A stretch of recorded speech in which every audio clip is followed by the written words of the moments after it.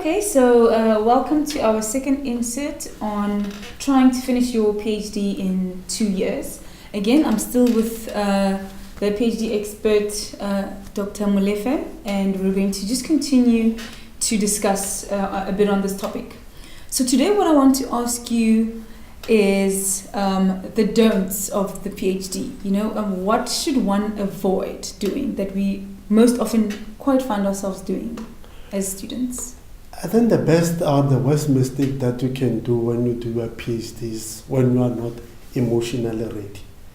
Two, you must also be mentally strong, in a sense that when you do your study, you are going to get feedback.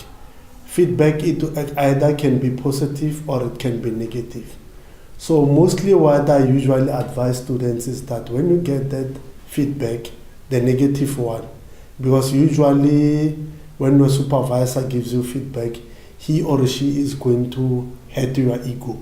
So my advice is that take those emotions, put the document aside for 2 days, and when the emotions are out, then you go back to the document and you read it objectively, taking the emotions out of it. Okay, so I assume then emotional intelligence is a very important part. It's a very key variable in the your research. success, yes. Oh, all right. And then you speak also about feedback. Quite often, actually, most people speak about the supervisor giving the student the feedback. Yeah. But as a student, if you have a few concerns or something you want to discuss with the supervisor, how would you then structure your feedback back to the supervisor? And how do you keep it a professional environment? Yeah, you remember when we spoke earlier on, I said a supervisor is a technical expert, one. Two, a supervisor is a preacher. A preacher, in a sense that he or she must be somebody who is approachable. Mm-hmm. So that when you've got issues that you want to discuss with that person, you know the supervisor is going to take your feedback or your comments in a more accommodative way. Because if the relationship between you and the supervisor is a bit strange or strained rather, and then you and the supervisor, you cannot connect at the spiritual level, it becomes difficult, because you must remember, you as a student, you also are teaching the supervisor. Oh, of course, because it is a PhD, so you're contributing something so, to the supervisor, yeah. Okay. So it must be somebody that you can personally say, I think, Prof, here you have said A, B, C, D, but I don't agree with you. So a professor is not always right, but you must be, because if you and your professor have got a mutual and respectful relationship, mm-hmm. you can say to the professor that, no, this feedback, I don't accept it. But it must be based on facts, not emotions, as I said earlier on. Oh, okay. Okay, so how do you find balance? Like, how do you find the balance between focusing on your research and also finding yourself as an individual? Because, the process is not only growing in academics, but you as an individual are also growing. So how do you find that balance?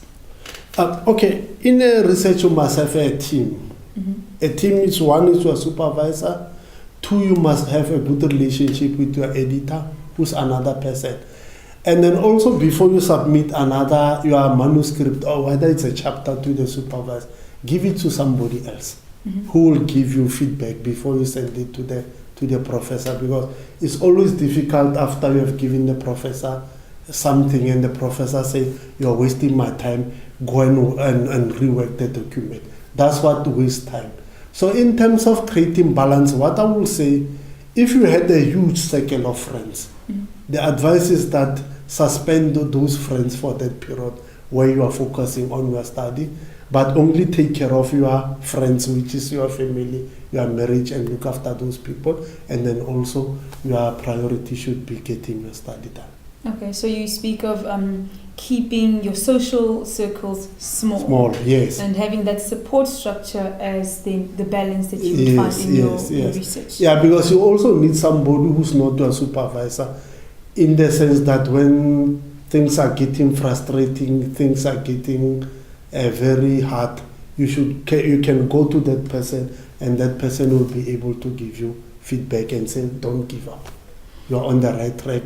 You are not the only one going through this path. I like that. I like how you say don't give up. You're on the right track and you're not the only one going through this path. Yeah. And I'd like to end it on that note. So if you're starting your PhD and you want to know how to fast track it, again, follow our blog. It's called thegrowingacademic.blogspot.com.